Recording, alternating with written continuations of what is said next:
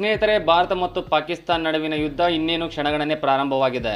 ಅದರ ಬಗ್ಗೆ ಇಂಚಿಂಚು ಮಾಹಿತಿ ಮತ್ತು ಚಿಕ್ಕ ಚಿಕ್ಕ ಅಪ್ಡೇಟ್ಗಳನ್ನು ನಿಮಗೆ ಕೊಡುವಂತಹ ಕೆಲಸ ಈ ಯೂಟ್ಯೂಬ್ ಚಾನೆಲ್ ನಿಂದ ಮಾಡುತ್ತೇನೆ. ಇಲ್ಲಿ ಭಾರತ ಆಪರೇಷನ್ ಸಿಂಧೂರ ಎಂಬ ಹೆಸರಿನಲ್ಲಿ ಪಾಕಿಸ್ತಾನದ ಉಗ್ರ ನೆಲೆಗಳನ್ನು ಗುರಿಯಾಗಿ ಇಟ್ಟುಕೊಂಡು ಇಲ್ಲಿ ದಾಳಿ ಮಾಡಿತ್ತು. ಅದರ ಬೆನ್ನಲ್ಲೇ ಇಲ್ಲಿ ಮತ್ತೆ ಪಾಕಿಸ್ತಾನ ನರಿ ಬುದ್ಧಿ ಮತ್ತು ತನ್ನ ಕುತಂತ್ರಿ ಬುದ್ಧಿಯನ್ನು ತೋರಿಸಿ ಭಾರತದ ಮೇಲೆ ಮಿಸೈಲ್ ದಾಳಿ ಮಾಡಿತ್ತು. ಆ ಮಿಸೈಲ್ ದಾಳಿಯನ್ನು ಎದುರಿಸಿ ನಮ್ಮ ಭಾರತ ಇಲ್ಲಿ S-400 ಇಂದ ಮತ್ತು ಕೆಲವು ಆಯುಧ ಉಪಕರಣಗಳಿಂದ ಇಲ್ಲಿ ಆ ಮಿಸೈಲ್ ಗಳನ್ನ ಒಡೆದು ಹಾಕಿ ಪಾಕಿಸ್ತಾನಕ್ಕೆ ತಕ್ಕ ಪಾಠವನ್ನೇ ಕಲಿಸಿತು.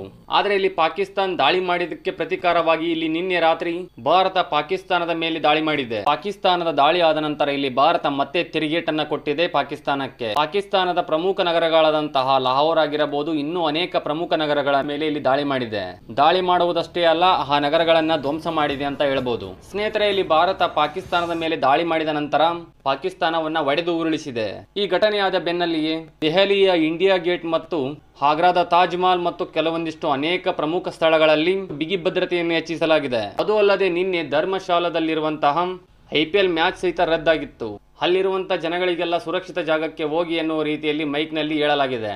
ಸ್ನೇಹಿತರೆ, ಇದರ ಬೆನ್ನಲ್ಲಿಯೇ ನಮ್ಮ ನ್ಯೂಸ್ ಚಾನೆಲ್ಗಳು ಕೆಲವೊಂದಿಷ್ಟು ಫೇಕ್ ನ್ಯೂಸ್ಗಳನ್ನು ಹಬ್ಬಿಸುತ್ತಿವೆ. ಯಾವುದೇ ನಿರ್ದಿಷ್ಟ ಮಾಹಿತಿಗಳು ಇಲ್ಲದೆ ಇಲ್ಲಿ ನ್ಯೂಸ್ಗಳನ್ನು ಹಬ್ಬಿಸುತ್ತಿವೆ ಅಂತ ಹೇಳ್ಬೋದು. ಭಾರತ ಪಾಕಿಸ್ತಾನದ ಕರಾಚಿ ಬಂದರಿನಲ್ಲಿ ಬಂಕರ್ ದಾಳಿ ಮಾಡುವ ಮೂಲಕ ಇಲ್ಲಿ ಕರಾಚಿ ಬಂದರನ್ನು ನಾಶ ಮಾಡಿದೆ. ಅದು ಅಲ್ಲದೆ ಇಲ್ಲಿ ಕರಾಚಿ ಬಂದರಿನಲ್ಲಿ ನೌಕಾಪಡೆಯಿಂದ ದಾಳಿ ಮಾಡಿದೆ, ಕರಾಚಿ ಬಂದರನ್ನ ಒಡೆದು ಉಡೀಶ್ ಮಾಡಿದೆ ಅನ್ನುವ ನ್ಯೂಸ್ಗಳು ಸೋಷಿಯಲ್ ಮೀಡಿಯಾದಲ್ಲೆಲ್ಲ ಓಡಾಡುತ್ತಿವೆ. ಸ್ನೇಹಿತರೆ, ಈ ನ್ಯೂಸ್ನ ಬಗ್ಗೆ ಯಾವುದೇ ರೀತಿಯಾದಂತಹ ಸ್ಪಷ್ಟನೆ ಇರುವುದಿಲ್ಲ. ಇಲ್ಲಿ ಪಾಕಿಸ್ತಾನದ ನ್ಯೂಸ್ ಚಾನೆಲ್ಗಳನ್ನಾಗಿರಬಹುದು, ಇಲ್ಲ ಅಂದರೆ ನಮ್ಮ ದೇಶದ ನ್ಯೂಸ್ ಚಾನೆಲ್ಗಳನ್ನಾಗಿರಬಹುದು, ಈ ಎರಡೂ ದೇಶದ ನ್ಯೂಸ್ ಚಾನೆಲ್ಗಳಲ್ಲೂ ಸಹಿತ ಏನು ನಿರ್ದಿಷ್ಟ ಮಾಹಿತಿ ಇದೆ ಮತ್ತು ಆ ಮಾಹಿತಿಗಳಿಗೆ ಪುರಾವೆಗಳನ್ನು ಒದಗಿಸುವಂತಹ ಕೆಲಸ ಮಾಡುತ್ತಿಲ್ಲ.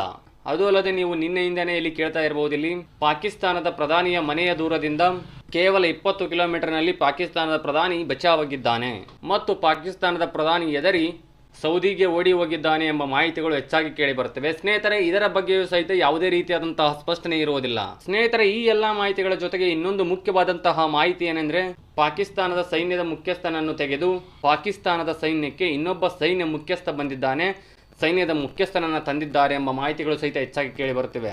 ಸ್ನೇಹಿತರೆ, ಈ ಎಲ್ಲಾ ಮಾಹಿತಿಗಳ ಬಗ್ಗೆ ಯಾವುದೇ ರೀತಿಯಾದಂತಹ ಸ್ಪಷ್ಟನೆ ಇಲ್ಲ. ಅದಕ್ಕಾಗಿ ದಯವಿಟ್ಟು ಕೆಲವೊಂದಿಷ್ಟು ನಿರ್ದಿಷ್ಟ ಮಾಹಿತಿಗಳು ಬರುವವರೆಗೂ ವೇಟ್ ಮಾಡಿ. ಅಂತಹ ನಿರ್ದಿಷ್ಟ ಮಾಹಿತಿಗಳು ಬಂದ ತಕ್ಷಣ ನಿಮಗೆ ನೇರವಾಗಿ ತಲುಪಿಸುವಂತಹ ಕೆಲಸ ಮಾಡುತ್ತೇನೆ. ಪಾಕಿಸ್ತಾನ ಮತ್ತು ಭಾರತ ನಡುವೆ ನಡೆಯುತ್ತಿರುವಂತಹ ಯುದ್ಧದ ಸಂಘರ್ಷಗಳ ಬಗ್ಗೆ ಚಿಕ್ಕ ಚಿಕ್ಕ ಅಪ್ಡೇಟ್ಗಳನ್ನು ಕೊಡುವಂತಹ ಕೆಲಸ ಮಾಡುತ್ತೇನೆ ಅಂತ ಹೇಳುತ್ತಾ ಆದಷ್ಟು ಬೇಗ ಮತ್ತೆ ಮುಂದಿನ ವಿಡಿಯೋದಲ್ಲಿ ಸಿಗೋಣ. ಜೈ ಹಿಂದ್, ಜೈ ಕರ್ನಾಟಕ ಮಾತೆ, ಜೈ ಹಿಂದ್.